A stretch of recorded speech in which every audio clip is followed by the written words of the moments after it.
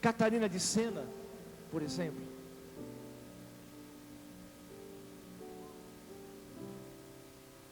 Teresa Neumann, que está próxima a ser beatificada, que vivia a paixão do Senhor, ela também não se alimentava de alimentos mais naturais.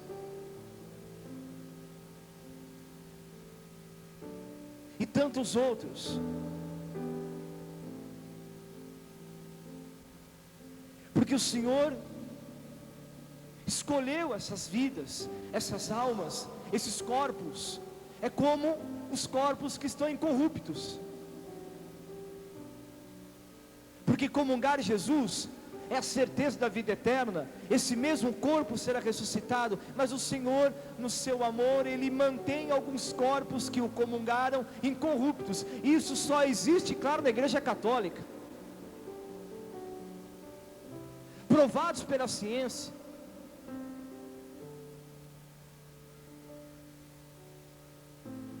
Então eu escrevi isto aqui, uma grande realidade.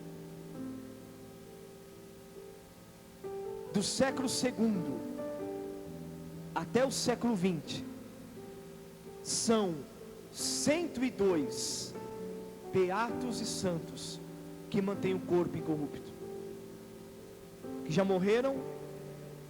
Do século II até o século XX, 102 corpos de beatos e santos e santas se mantêm incorruptos. Os corpos não se desfizeram, estão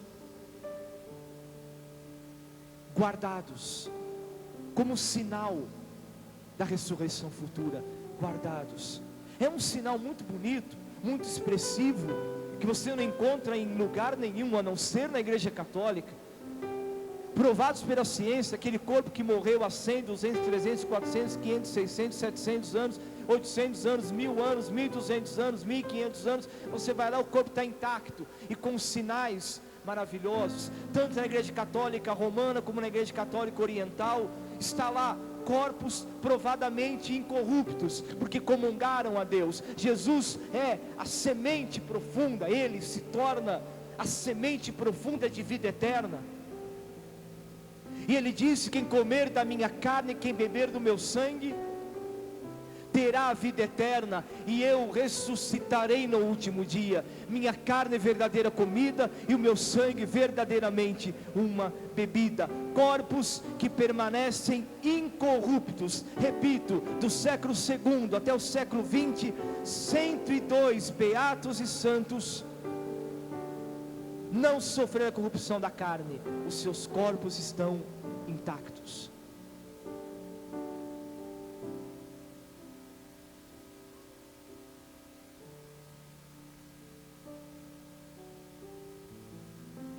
Para o Senhor Deus é apenas um sinal, para nós é um grande sinal. Lembrando que este seu corpo que comunga, este mesmo corpo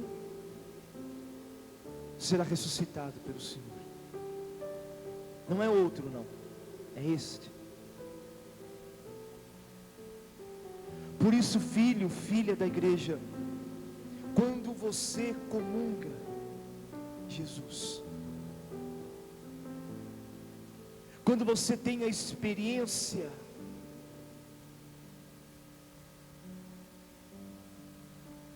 pessoal em ter Jesus Cristo dentro de você, no banquete do Cordeiro, como cantava ontem Adoro-te Devoto sobre o hino de Santo Tomás de Aquino. O pão dos anjos se torna pão dos homens. De fato, os anjos adoram o Santíssimo Sacramento, adoram, eles sabem embora até no mundo angélico há uma incompreensibilidade de tão grande mistério, porque eles são criaturas, espíritos perfeitos, mas criaturas, eles adoram o Senhor, adoram no véu do sacramento, e podem até ver Jesus maravilhosamente no véu do sacramento, mas até para o mundo angélico, que tamanha compreensão precisam ter para tão grande amor de Deus, tão grande mistério? Senhor, Tu és o pão dos anjos, Tu és o pão da vida, Tu és o santíssimo sacramento da igreja, nós Te adoramos, Senhor Jesus Cristo. E o anjo do Apocalipse escreveu: escreve, escreve, João, escreve o que eu estou dizendo, felizes os convidados para o banquete do Cordeiro. Nós não podemos comungar a Deus, eles podem comungar a Deus, como se dissesse: nós no mundo angélico, nós podemos adorar a Deus, podemos ver a Deus, e o vemos face a face, mas que grande mistério, os homens poderem comungar o Filho de Deus, os homens poderem receber o Filho de Deus no véu do sacramento. E Santo Tomás de Aquino maravilhosamente escreveu isto, cheio do Espírito Santo: o pão dos anjos, o alimento dos anjos, porque se alimentam pela adoração, é dado a nós como comida. Minha carne verdadeiramente uma comida, o meu sangue verdadeiramente uma bebida.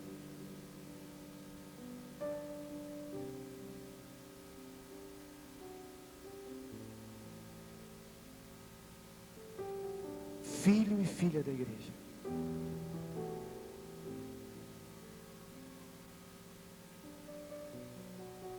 nós precisamos estar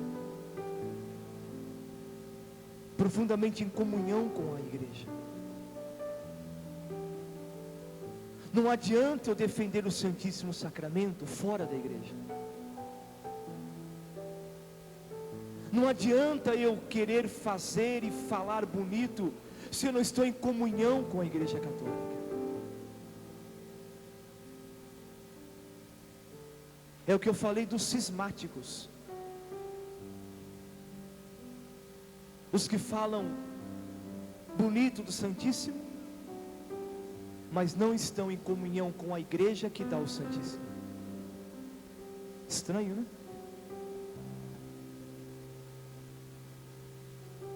Por mais que eu veja feridas e dores na minha igreja, eu preciso amar a minha igreja católica. Eu preciso amar a igreja. Eu preciso respeitar os mistérios da igreja, aquilo que a igreja me ensina. Eu preciso amar o Santo Padre. Preciso.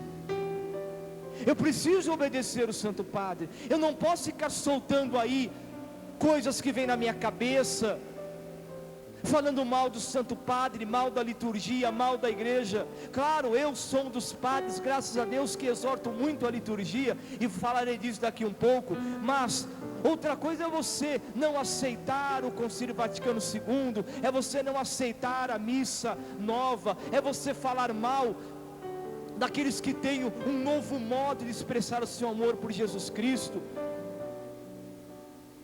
É você chamar de profano aquilo que é bonito, aquilo que é divino, como um jovem que toca no ostensório e recebe o amor por Jesus. Isso para mim não é profano, é divino. Isso é uma experiência extraordinária, ver um jovem que encontra Jesus, que começa a crer: Deus é sacramento, não é pão. Eu vejo pão, mas não é pão. Eu tenho meu olhar sobre esta hóstia consagrada que tem a forma de pão, mas não é pão, é o meu Senhor Jesus Cristo. E como é jovem que você prova isso? Eu provo isso com a minha vida, com a experiência que eu tenho. Não é mais pão, é Jesus Cristo que entrou na minha vida. Eu vi, eu experimentei, é Jesus Cristo na minha vida, na minha alma, no meu coração, no meu interior.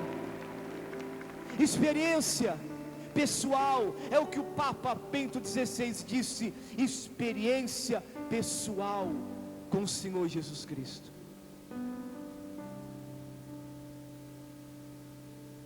E desculpe dizer novamente, quem está falando que o Papa é a besta? João Paulo II não ia ter uma besta como amigo tanto tempo, né? É absurdo. absurdo.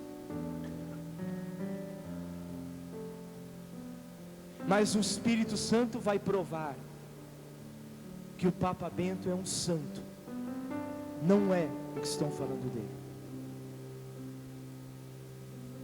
E falo isso alertando bem, você que viaja pela internet, navega pela internet, fica vendo essas coisas aí, cuidado, viu, filhos? Cuidado, fique com a verdade. Fique com o que é a verdade, não aquilo que é inventado por homens, primeiro para os seus bens financeiros.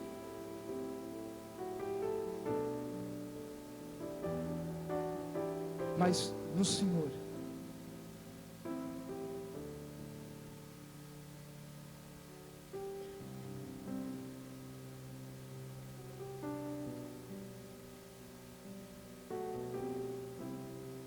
Amados filhos e filhas da igreja,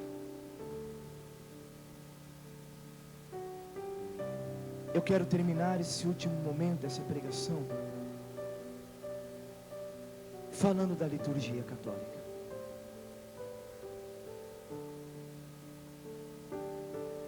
Às vezes eu não sou bem entendido, não, quando busco falar algumas verdades sobre o mistério da igreja. Mas antes de tomar o documento, a instrução que o nosso amado Papa João Paulo II nos deixou, instrução do Sacramento Redentor, está aqui nas minhas mãos.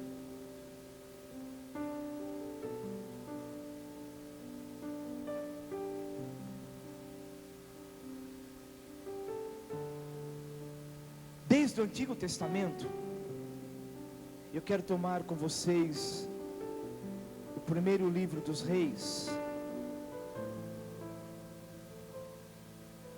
capítulo 6, porque o que eu vou falar agora, claro, é uma consequência dessa pregação, porque a liturgia da Igreja Católica é santa.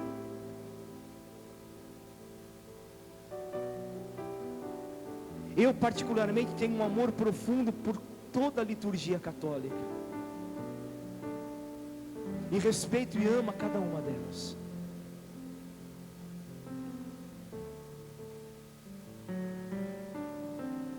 E no capítulo 6 do primeiro livro dos Reis, fala da construção do templo.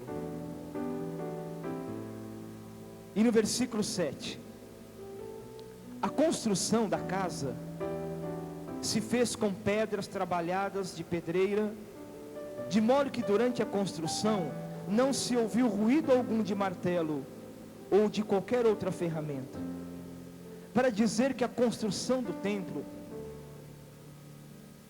se dava com madeiras, com ferros, com pedras, e tudo era consagrado a Deus, era tirado do profano e consagrado a Deus, pertence à casa de Deus.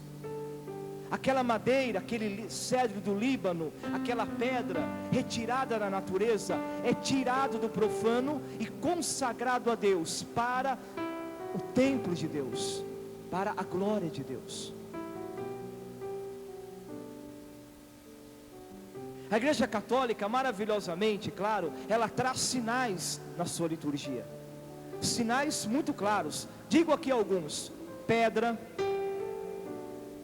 por exemplo, este maravilhoso lugar.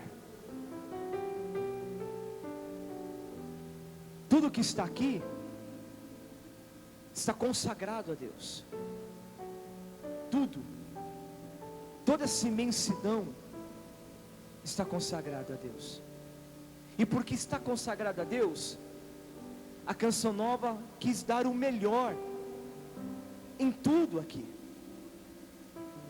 porque é do Senhor, não é para ato mundano, não é para shows mundanos, é para Deus, para a glória de Deus, para o louvor de Deus, para a glorificação de Deus, para o anúncio da palavra, da profecia de Deus. Então tudo é o melhor.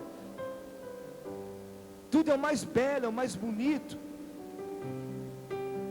Então, cálices corporais, falando do Novo Testamento agora, claro, cálices, patenas, sanguíneos, corporais, a vela, o óleo, o carvão, o fogo, o incenso, as flores, as vestes, tudo isso a igreja preserva, porque ela santifica a matéria por tudo isso. A santificação do que é material se dá pela liturgia da igreja. Então, o carvão, o fogo, a flor, a toalha do altar, as velas, o óleo, enfim, as vestes do sacerdote, o corporal, o sanguíneo, a pala, tudo aquilo que vem para a liturgia da igreja é uma santificação da matéria, se torna sagrado, é tirado do profano para o uso do Santíssimo Sacramento. Maravilhosamente, tudo é por causa do Santíssimo Sacramento,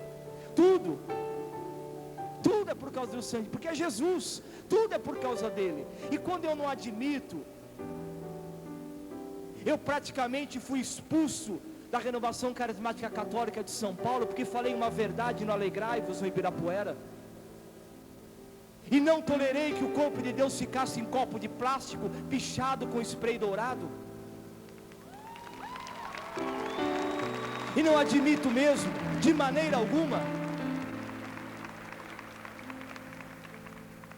E eu quero dizer que ninguém me proibirá de pregar para a Renovação Carismática Católica, porque nenhum homem é dono dela, o Senhor Jesus Cristo que é o dono dela. Ninguém, nem coordenador regional, nem coordenador nacional, nem coordenador de escola Paulo Apó, ninguém me proibirá de pregar para a Renovação Carismática Católica.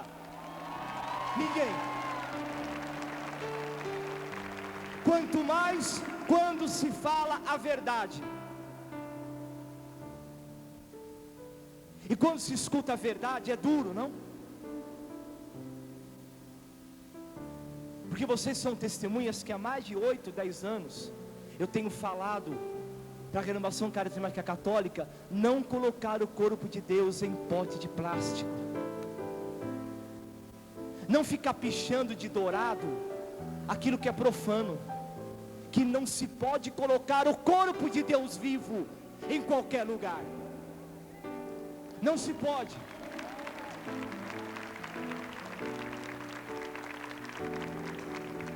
Porque não é só um dom de Jesus Cristo, não é só um dom, não, mas aqui está um dom dele, não é o dom dele, é ele. E eu perguntava e dizia a uma das mulheres que me questionava, mas isso não é muito zelo, não, isso não é um aparato somente. Eu falei, se você tiver um filho no teu ventre, você tem coragem de jogar o teu filho em qualquer lugar?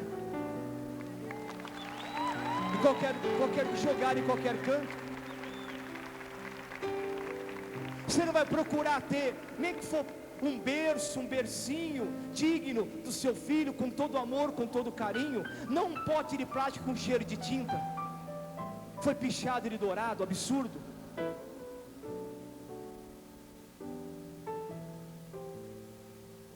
Então, filhos e filhas,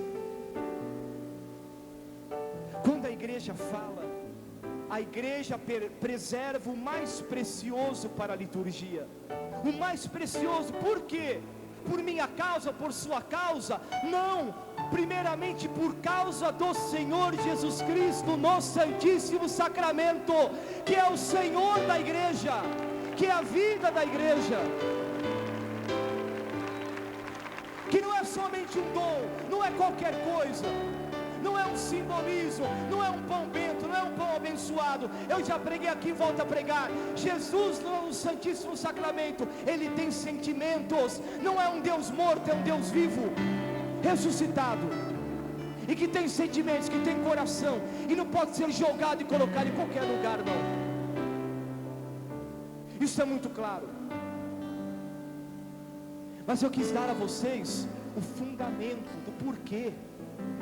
Porque a igreja católica dá o melhor, porque ela preserva,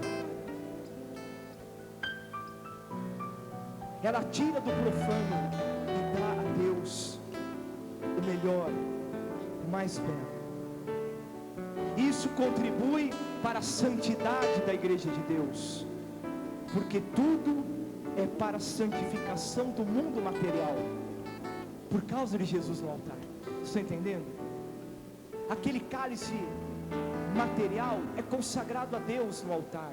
Aquele sanguíneo, aquele pano de linho, aquele vaso, aquela âmbula perfeita, bonita, as vestes do padre, o canto, tudo aquilo que se é ligado à liturgia, é santificação do que é material, por causa do Santíssimo Sacramento. Jesus sacramentado é tudo na igreja, é o fundamento da igreja. E eu quero terminar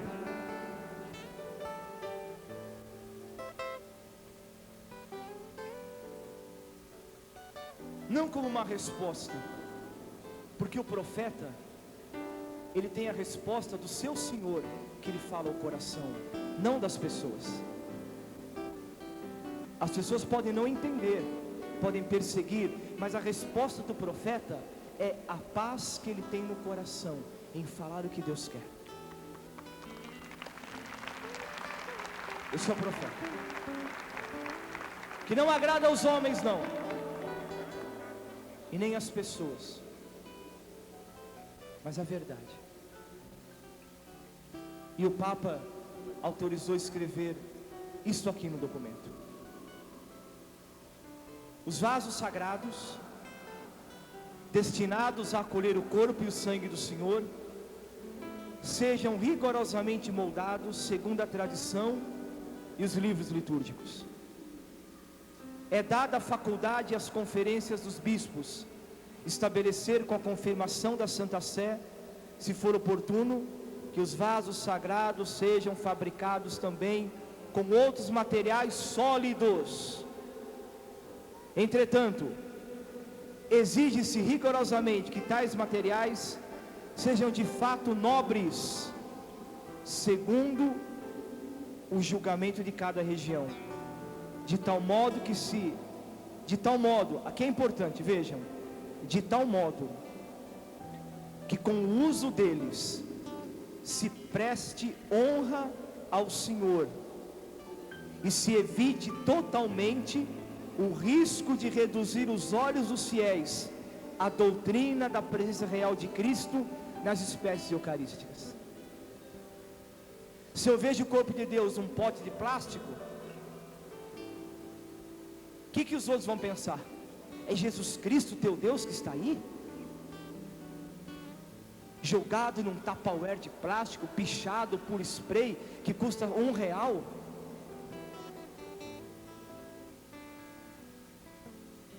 O corpo do teu Deus que morreu na cruz por ti, está aí? Depois, portanto,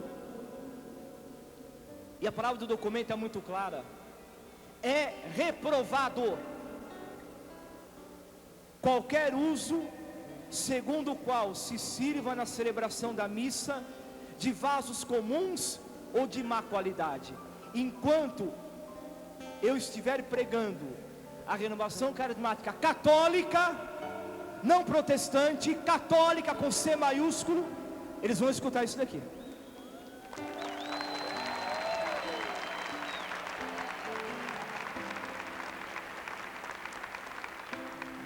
Depois, portanto, é reprovado para a celebração da missa vasos ou de má qualidade, ou de qualquer valor artístico, ou de simples cestinhos de plástico, de palha, vasos de vidro,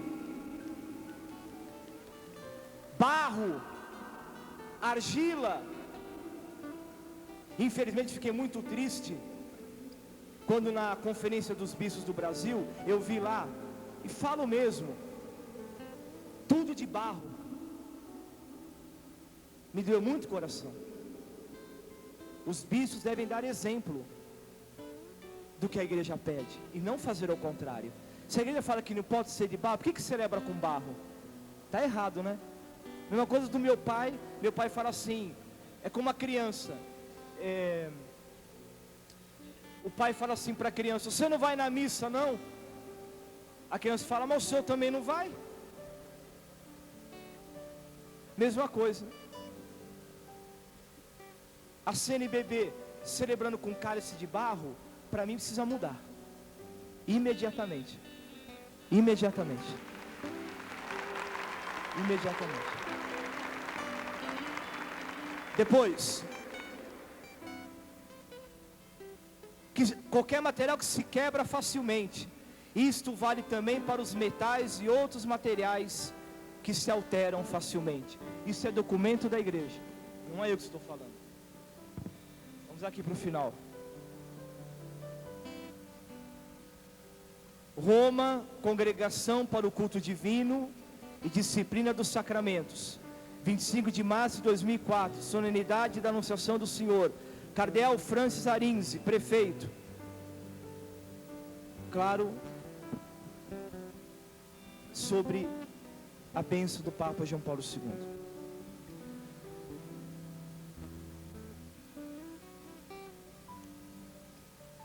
Eu desejo ardentemente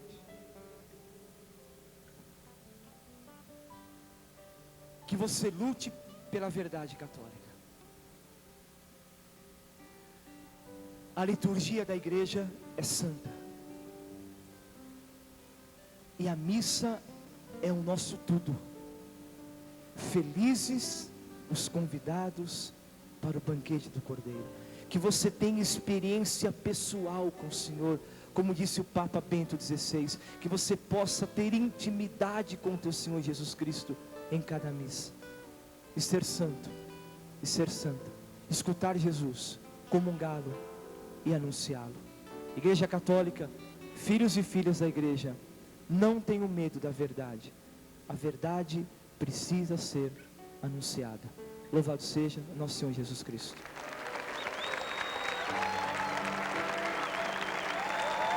Ficando em pé e aplaudindo com força, e ao mesmo tempo nos comprometendo com a verdade. Vamos pedir ao Espírito Santo que Ele venha selar em nós tudo aquilo que nós ouvimos, essa verdade, e que Ele nos dê essa coragem de colocarmos em prática tudo aquilo que é a vontade de Deus, e que tenhamos a coragem de também testemunhar esse Deus que é a única verdade, a verdade absoluta. Peçamos ao Espírito Santo.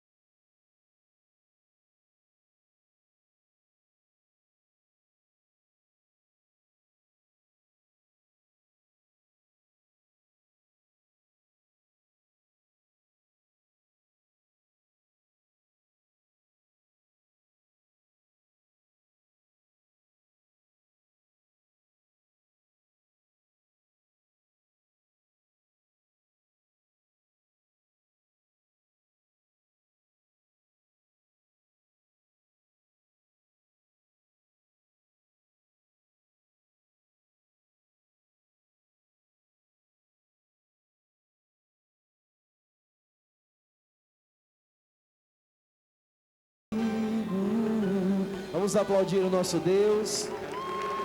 Agradecemos a você que esteve conosco nesta manhã. Nós vamos para o intervalo do almoço. Retornamos aqui do Centro de Evangelização às 14 horas. Venha para cá participar conosco. Temos ainda a pregação à tarde e a Santa Missa às 16h30. Deus abençoe, se Deus quiser. O caminho, a nossa verdade e a nossa vida. Eu preciso de mais vida. Cantemos juntos. Eu preciso de mais vida, vida plena, sem medida. Minha vida é Jesus, e